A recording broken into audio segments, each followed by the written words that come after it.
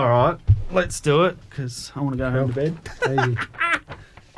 Hi everyone, welcome to the very first episode of Properties and Plonk. My name is Rohan Semmler from Homburg Real Estate. And I'm James Adams from Turkey Flat Vineyards. Easy, Jim. So here we are. We have finally got things underway, mate. We did. It's Absolutely. been about 3 months in planning, and we're finally bloody here, which is great. Yes, it is. It is. So I guess the purpose of the podcast, you and I got together a few months ago just to have a bit of a chat about, I said I really wanted to do something around real estate. Yep. And I gave you a call and said, geez, wouldn't it be good to, sit there with a beer or a wine or something like that? And I'm like, well, hang on. You're a head winemaker at Turkey Flat. I'm in real estate. What better to sit here every couple of weeks and chat about grog? Absolutely. And the property market. So, yep, absolutely. So I guess, what are we going to try and get out of this podcast, Ro? What do we want to give to the people here? What do you reckon? I guess what I'm interested in from you is a bit about what's going on with the current vintage, what your releases are and stuff like that. Yep. Tonight we're obviously going to taste some Turkey Flat wine. Yep, absolutely. And from me, I just love talking real estate, mate. Yep. As you've noticed. About what's going on in the Barossa? Yeah, what's going on in the Barossa real estate market. Yep. I'm pretty passionate, as you know, about what I do, and so are you. So I think it'd be just a pretty casual chat about what's going on. Yeah, absolutely. And I reckon every episode I'll bring someone new along, a new producer, some of those smaller guys, the heart and soul of the Barossa. Yep. We can sit here and have a chat about these smaller producers, and it gives it some exposure to some of those smaller guys too. We can go the bigger guys as well, but I want to really try and put across some of those smaller producers here and give them some exposure, I reckon. I think that's the way to go. Absolutely. So we're talking about what to expect from future podcasts. Well, we're a couple of minutes into episode 1, so let's not get too carried away. Well, it's why are we here? What are we doing? Yeah. Yeah. We've discussed, I guess we've talked about, the first one's obviously in the studio tonight, but maybe going out and about and doing some as well. Absolutely. Sitting in a vineyard if it's not too cold and doing some as well. Yep. And maybe down the track actually getting some local people in and having a bit of a chat to them as well. Yep. So Well, we got lots of ideas. We got lots of ideas. Let's get this episode first one out of the way. Absolutely. Yeah, that's right. So I guess where we can move into now is, how did you become a real estate agent? We want people out there to know who we are and what we do. Yeah, absolutely. So what got you into real estate? It's 2019. And as you know, I'd worked for Telstra as an area manager for many, many years. And I was just sort of getting there into a tenure. I'd worked at Telstra for 15 years, and I was like, there's got to be a bit more to my career than this. And at the time, my current principal guy was listing a stack of properties, as he still is, and he was just listing a stack of properties. And I said, gee whiz, you're listing so much at the moment.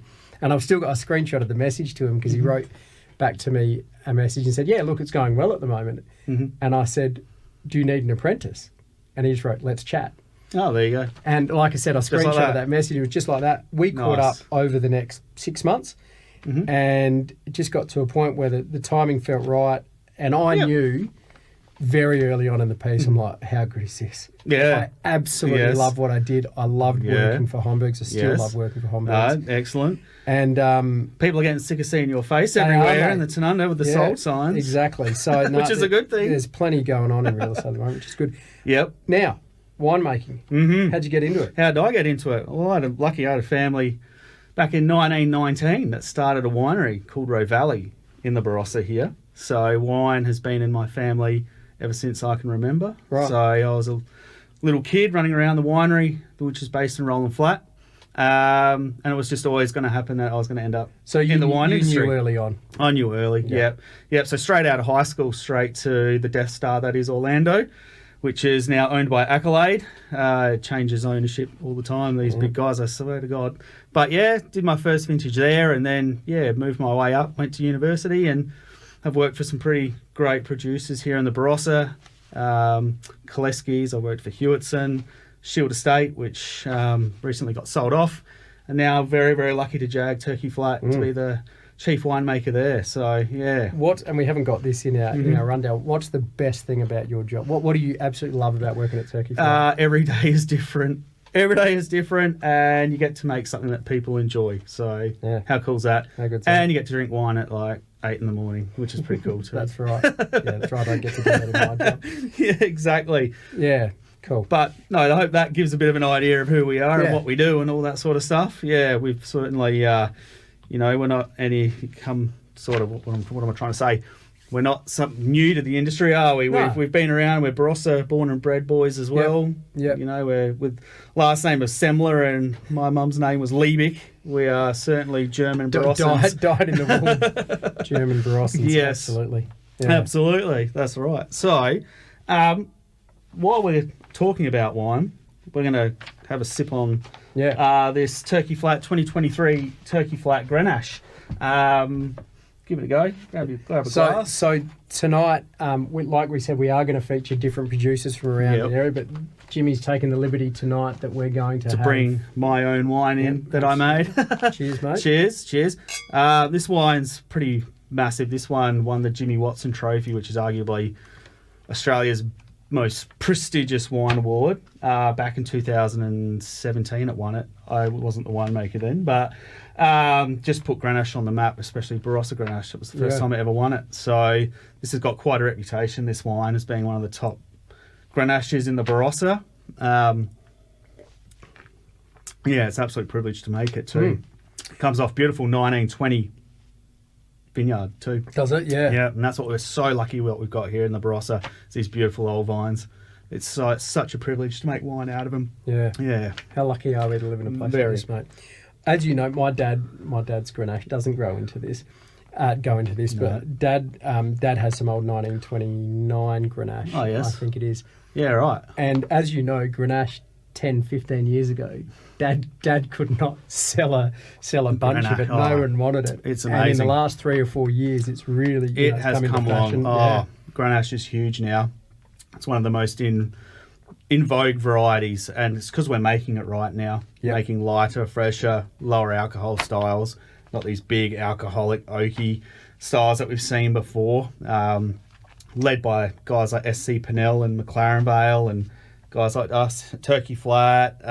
We're just making Grenache right now. Yangara and McLaren Vale as well. We're just doing it right now, and it's just the variety of the wine is just booming. And I guess Grenache is a fairly flexible or adaptable.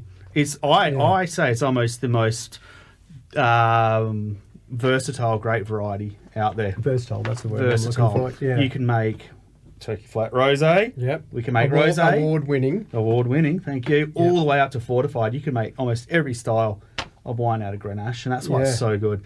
And the prices for Grenache at the moment reflect that too, because it's pretty expensive stuff at the moment. Yeah, that's right. In the Barossa. If Dad didn't get frosted out twice this year, he would have done right. Yeah, that's another story. Like a lot of other vignerons around the place. Absolutely. That's right. Well, while we're having a sip of wine, what's going on in real estate life in the Barossa? What's happening? Yeah, look, it's going really well. And I preface this by saying October, November last year, I was personally convinced that it was probably beginning of the end. And I think you and I have chatted about this off air that we did some open. So September and October are notoriously the best times. Okay, spring, you know, we're heading into the warmer months and everything like that. Leaves are back on the trees, grass is green, everything's looking great, the weather's good, all that kind of stuff. And we stood there at opens in October. We had a lot of stuff hit the market. We stood there at opens in October last year with 3s and 4s at them. Now, if anyone's been to an open inspection over the last 5 years, anything under 15 people, you're going, far out, something's wrong here. Yeah, right. And we were getting 3s and 4s, and I'm like, far out, this is the beginning of the end here. What's going wrong with the market? Have all these interest rates finally caught up with us and everything like that? And it probably lasted till about the start of January. We had 3 months where we were sort of convinced that, I think things are finally starting to they've boiled over the edge and they're starting to drop off. I did a property, I just sold one. I did the first open of any agents here in the Barossa in Tanunda, January the 11th this year, and had 26 groups through it, 6 offers. Wow. And straight away you're like, we're back. Yeah, right. There was this little air pocket of 3 months. Lull. It was like you just hit a bit of turbulence for 3 months, dropped off. Yep. I've just put a property under contract tonight. The market is up and about. We've had an interest rate drop a couple of months ago. They're predicting like another 5 or something, We'll get another one in May, almost guaranteed. They're talking about another one or another 2 by the end of the year. Yeah, right. And suddenly, there's all these people that were going, oh, Jesus, this is the right time to jump. Yeah. 4 interest rate drops in a year. Yep. Absolutely. So I can't see the market. I mean, it'd be interesting if we continue to do this podcast where we'll be talking over the next 6 to 12 months, but I can't see it going anywhere grab it up. That's exciting, I guess, for potential sellers out there like myself. It is, yeah, that's right. I mean, it's exciting, but I'm selling a house to some first home buyers at the moment, and I'm saying to their parents, I met their parents at the open last night, and I said, I know this feels like a lot of money now, but now's the time to jump. Yeah. We could be sitting here in 2 years' time, and they're still looking, and the prices have gone from here to here. Yeah, absolutely. look, it's what an industry to be involved in too. I love it that it's forever changing. Yes. Every day in real estate is a new day. So absolutely. And what's the town that's booming at the moment? It would be Tanunda. Tanunda's always gone well. I have to say, and this is good for you, Jim, but Newry is going absolutely gangbusters. Yep. Pre-COVID, we were probably saying that it sort of went Tanunda, Anguston, and then not by a fair gap, but there was a gap to Newry. You know, you could spend 500 in Tanunda or Anguston and then go to Newry and basically buy whatever you want.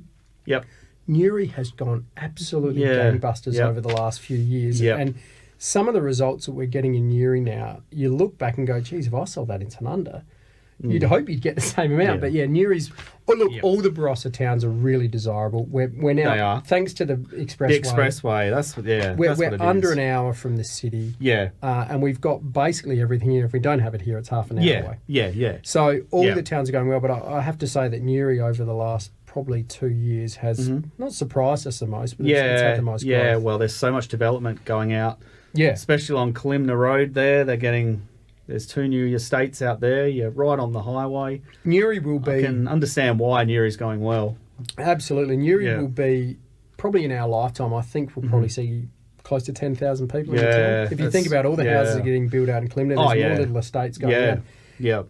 And Newry, unlike probably Tanunda and Anguston to an extent because of how hilly it is, Newry can keep growing. Newry's going out towards sprawl out. Pass. It can sprawl out, whereas Tanunda, it's bound by, number one, a creek.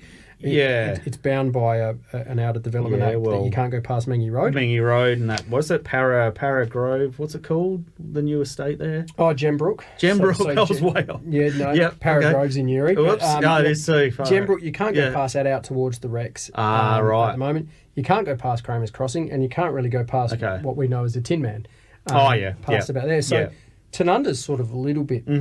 not closed in, but it's a little bit tighter, the boundaries in terms of what Newry is. So Newry will probably, I think in our lifetime, will double Tanunda for population. No, it's getting huge at the moment. When did I move into Newry? 09, and just to see from 09 to now, it's... And stole your house back then, mate. Yeah. Probably felt like you paid I know, and we have every single fast food chain.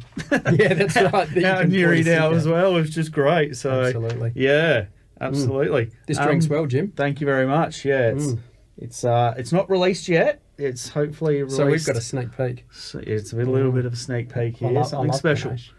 I love it. It's a very nice variety, isn't it? But we'll bring some really cool producers along to the next few. I'm looking forward to it. Yeah. So if any producers want to be involved, hit us up. Please sing out. Well. We'd Absolutely. love to hear from you. That's right. We would love to showcase you on here.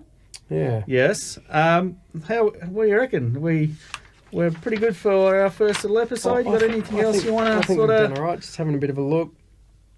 Rattle off. Actually, we should talk about where we're actually going to post this. So where are we going to post where it? it's actually going to be. Absolutely. Where it's going to go online. That's right. There will be a YouTube channel that I've started that I'll put all the podcasts on. Hopefully be on Spotify and Apple Music as well. Yep. It'll be on my social media as well, so people can listen to us 15 minutes rattle on about wine and the talk absolute. Yeah, that's right. But the plan is to put it out there, to keep growing it. If you're watching and you like what you see, we'd love you to share it to friends and family as well. Absolutely. We're just getting started. We're just getting started. So. Yep, absolutely. Well, here's to the first episode, right? Mate, very enjoyable. Great chat. Yep, and this Cheers, is... we'll see you in a fortnight. Good on you. Yeah, exactly right. Cheers, mate. Cheers.